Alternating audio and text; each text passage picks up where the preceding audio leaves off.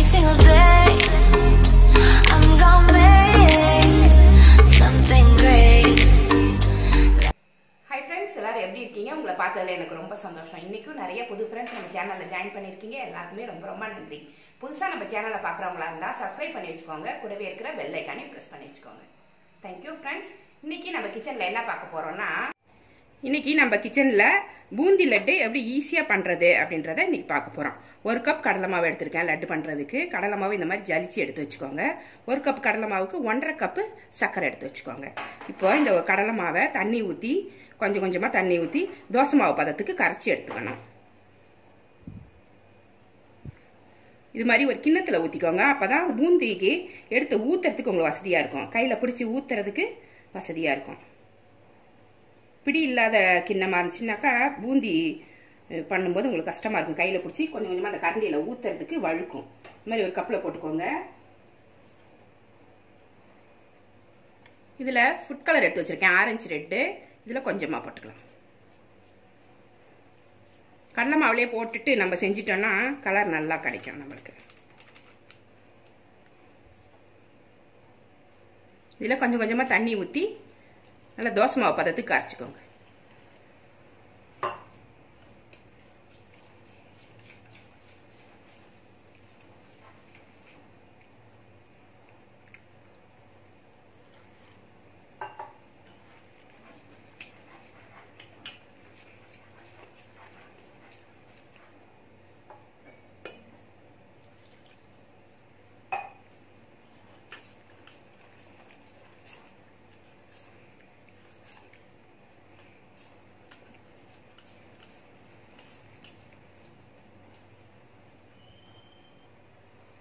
மாவை இந்த அளவுக்கு கரைச்சிக்கணும். பாருங்க, இப்படி எடுத்து ஊத்துனா இப்படி அழகா வருது பாருங்க. தோசை மாவை விட கொஞ்சம் தண்ணி அதிகமாக ஊற்றிருக்கேன். இப்படி டிராப்பா ஊற்றணும். பார்த்தீங்கன்னா இந்த அளவுக்கு கரைச்சிக்கோங்க. ரொம்ப தண்ணியா கரைச்சிட்டிங்கன்னா நீல நீளமாயிடும். உருண்டை உருண்டையா வராது, ரொம்ப நீல நீளமாயிடும். விருப்பப்பட்டீங்கன்னா ஒரு பிஞ்சு சோடா உப்பு போட்டுக்கலாம். சோடா உப்பு போட்டிங்கன்னா ரொம்ப கிறிஸ்பி ஆயிடும். அதனால தான் நான் போடலை. சில பேர் போடுவாங்க. விருப்பப்பட்டீங்கன்னா அது மாதிரி கூட நீங்க போட்டுக்கலாம். பூந்தி பொரிக்கிறதுக்கு இது மாதிரி குழிவான வானல்ல எண்ணெய் ஊற்றிக்கோங்க. நல்ல அகலமான வானல்ல ஊற்றினீங்கன்னாக்கா உங்களால் அந்த பூந்தியை அரிச்சு எடுக்கிறதுக்கு ரொம்ப கஷ்டமா இருக்கும். இந்த குழிவான வானல்ல கொஞ்சமா எண்ணெய் ஊற்றிக்கோங்க. இப்போ இந்த மாதிரி பூந்தி கரண்டி இல்லைனாக்கா ஜல்லி கரண்டி, வீட்டில் எந்த கரண்டி இருக்கோ அதை யூஸ் பண்ணிக்கோங்க. இந்த மாதிரி ஓட்டை இருக்கணும். சின்ன ஓட்டை, முறிஞ்ச வரைக்கும் சின்ன சின்ன ஓட்டை இருக்கிற கரண்டியா செலக்ட் பண்ணிக்கோங்க. இப்போ எண்ணெய் மீடியமா காஞ்சிருக்கு, ரொம்ப புகையலை. இப்பவே போட ஆரம்பிச்சிடணும். ரொம்ப சூடாயிருச்சுன்னு வச்சுக்கோங்க, டக்குன்னு போட்டோன்னே தீய ஆரம்பிச்சிடும். பாருங்க அழகா விழுகுது. கொஞ்சம் கொஞ்சமா போட்டு எடுக்கணும். மேல மேல போட்டுக்கிட்டே இருந்தீங்கன்னா தட்டையே ஆயிடும்.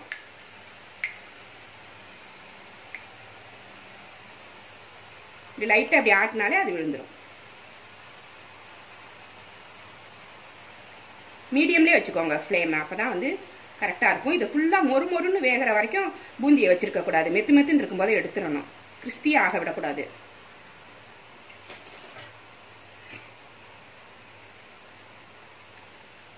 இது போதும். இதை அப்படியே எடுத்துரும்.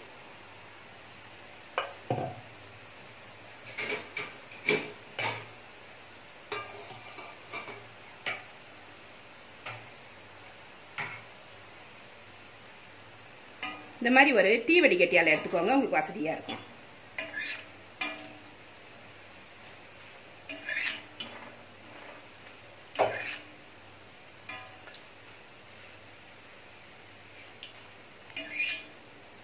போதும், இதுக்கு மேலே வச்சிருக்க வேண்டாம். இது அழகாக இந்த மாதிரி எண்ணெயெல்லாம் வடிகட்டிட்டு எடுத்து ஒரு பாத்திரத்தில் போட்டு வச்சுக்கோங்க. ஒரு கப்பில் இந்த மாதிரி நம்ம எடுத்து வச்சுக்கலாம். இந்த மாதிரி கொஞ்சம் கொஞ்சமாக போடணும். மீடியம் ஃப்ளேமில் வச்சுக்கிட்டு போடணும். ஹை ஃப்ளேமில் வச்சிங்கன்னாக்கா டக்குன்னு கலர்லாம் மாறிடும், பதமும் மாறிடும்.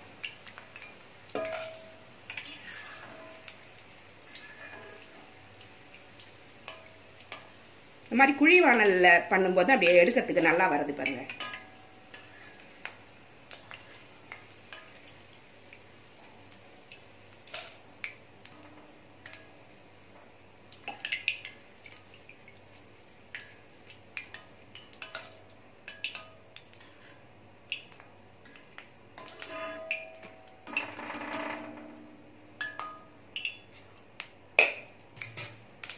நல்ல மணி மணியா அழகா வந்துச்சு பாருங்க. பூந்தி குட்டி குட்டியாவும் இருக்கு. இது மாதிரி இன்னொரு ஈடு போட்டு காமிக்கிறேன்.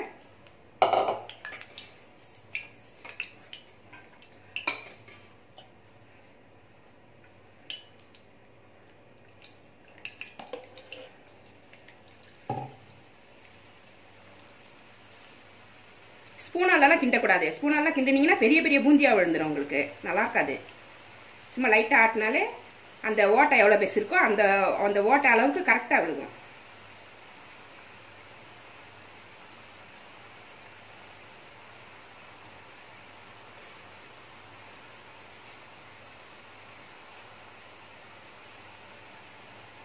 ஒன்று மேலே ஒன்று போடக்கூடாது. போதும், இதை எடுத்துடலாம். கொஞ்சம் கொஞ்சமாக போட்டானா அழகாக வரும். ஒரு கரண்டி மாவு ஊற்றுனீங்கன்னா கரெக்டாக இருக்கும்.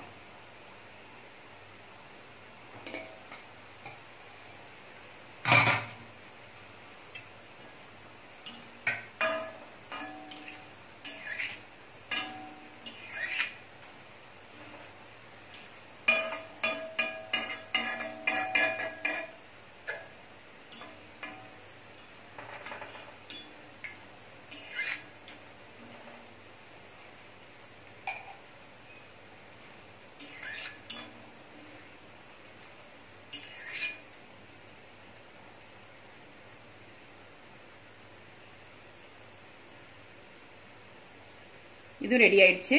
இதையும் அப்படியே எடுத்து, ரொம்ப கிறிஸ்பியா ஆகக்கூடாது. இப்படி இருக்கும்போது எடுத்தேன்.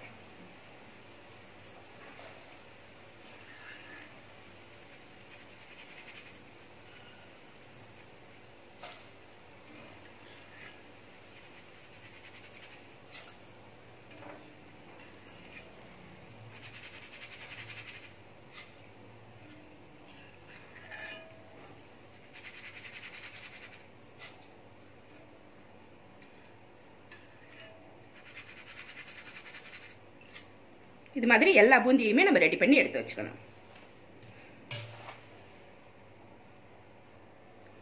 பூந்தி ரெடி ஆயிடுச்சு. அடுத்தது நம்ம சக்கரை பாகு வச்சிடலாம். 1 கப்பு கடலை மாவுக்கு 1.5 கப்பு சக்கரை எடுத்து வச்சிருக்கேன். ரொம்ப சக்கரை உங்களுக்கு ஸ்வீட் அதிகமாக வேணும் அப்படின்னு விருப்பப்பட்டீங்கன்னா 2 கப்பு கூட நீங்க போட்டுக்கலாம். இப்போ இது மூழ்கிற அளவுக்கு தண்ணி ஊற்றணும். அதான் கணக்கு. இது மூழ்கிற அளவுக்கு தண்ணி ஊற்றிடும்.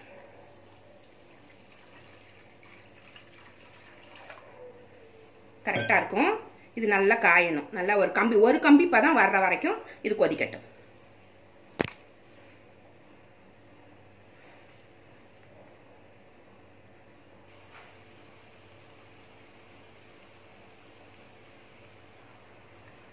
பாகு ரெடி ஆயிடுச்சு.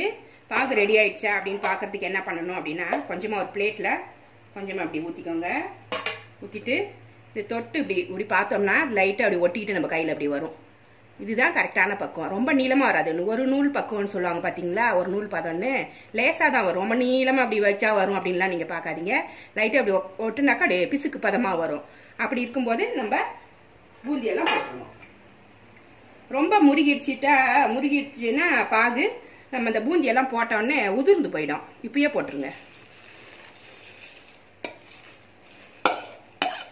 ரொம்ப நேரம் முருகக்கூடாது பாகு. இதுதான் கரெக்டான பக்குவமா இருக்கும். ஒரு பிசுக்கு பதமா இருக்கும்.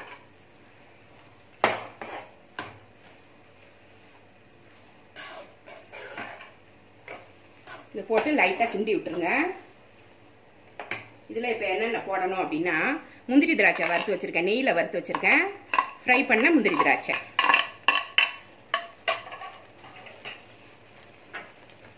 ஏலக்காயை போட்டுக்கோங்க. ரெண்டையுமே சேர்த்து சும்மா 1 நிமிஷம் கிளறுங்க. ரொம்ப கிளற வேண்டாம்.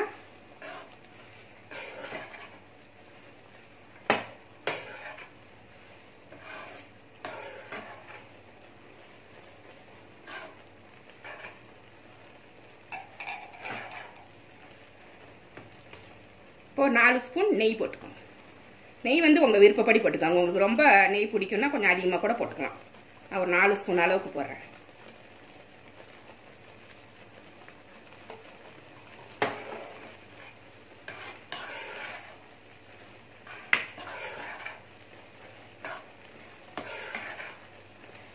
இப்படி கிளறிக்கிட்டே இருக்கும்போது நம்மளுக்கே தெரியும், லேசா கெட்டிப்படும். டக்குன்னு ஃப்ளேம் ஆஃப் பண்ணிட்டு ஆற வச்சு கை பொறுக்கிற சூட்டில் இதை பிடிச்சிடணும்.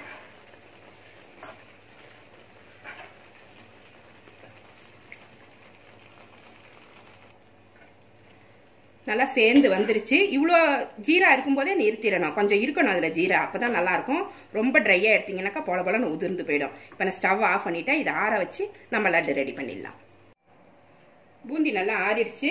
இப்போ லாஸ்ட்டில் கொஞ்சமாக டைமண்ட் கல்கண்டு எடுத்து வச்சுருக்கேன். இது வந்து ஆப்ஷனல் தான், பிடிச்சா போட்டுக்கோங்க.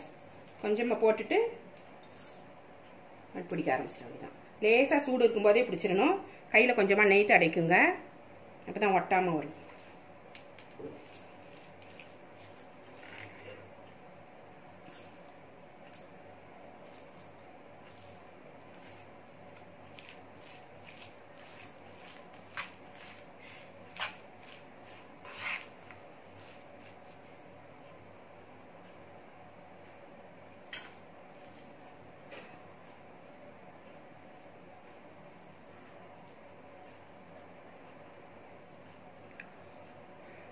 உங்களுக்கு எந்த சைஸ் வேணுமோ இந்த மாதிரி பிடிச்சிக்கோங்க.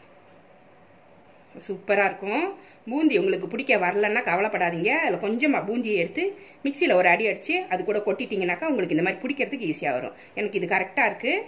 பிடிக்க வரல அப்படிங்கிறவங்களுக்கு மட்டும் கொஞ்சமாக மிக்சியில் அடிச்சுட்டு கொஞ்சோண்டு பூந்தி, ஒரு 2 கரண்டி பூந்தி எடுத்து மிக்சியில் அடித்து போட்டு கலரிக்கோங்க. அப்போ உங்களுக்கு பிடிக்கிறதுக்கு ஈஸியாக இருக்கும்.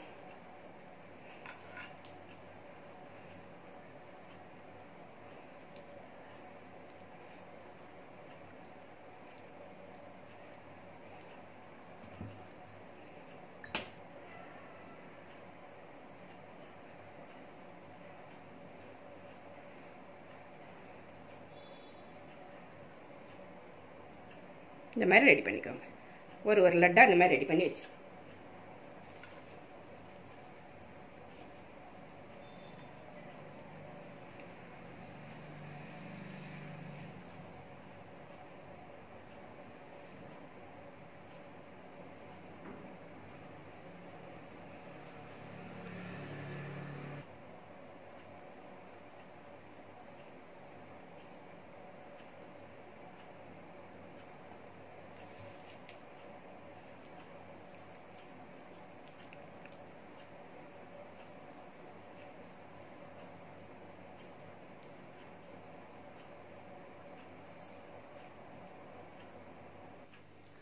சூப்பராக லட்டு ரெடி ஆயிடுச்சு.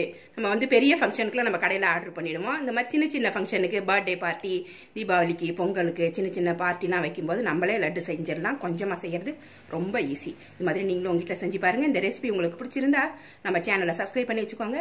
கூடவே இருக்கிற பெல் ஐக்கானையும் ப்ரெஸ் பண்ணி வச்சுக்கோங்க. லைக் பண்ணுங்கள், ஷேர் பண்ணுங்கள், கமெண்ட் பண்ணுங்கள். இவ்வளோ நேரம் என்னோட வீடியோவை பார்த்தா எல்லாருக்குமே நன்றி. Thank you friends.